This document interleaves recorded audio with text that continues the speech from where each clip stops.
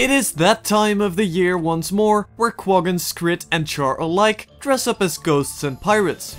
All around Lion's Arch are festivities, and far too many people eat far too much candy. It is a time of fun with nothing to fear.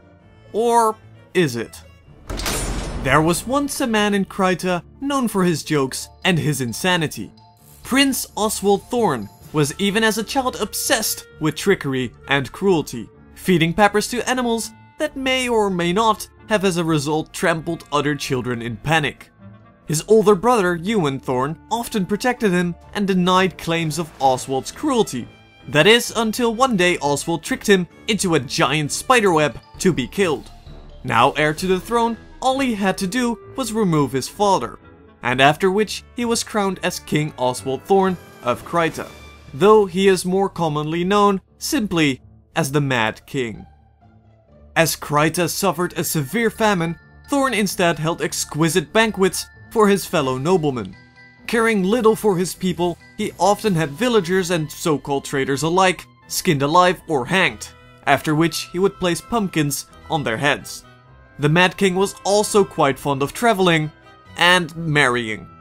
Thorn was said to have married 8 times, initially before his crowning, to Lady Lyrica, a Krytan noble who originally liked Ewan and married Thorn for promises of continuing Ewan's works after he had met his unfortunate end.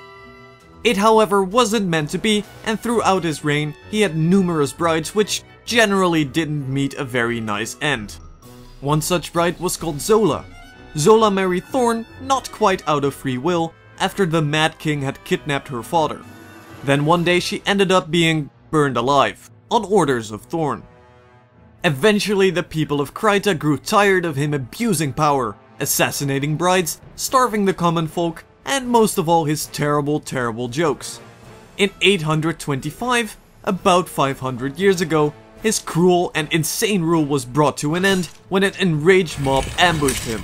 They killed his entire bloodline, except from his cousin, and put him on the throne instead. Oswald would not go so easily, however, and swore vengeance and that he would one day return. And thus the villagers became rather creative with his body and scattered parts of it all across Kryta.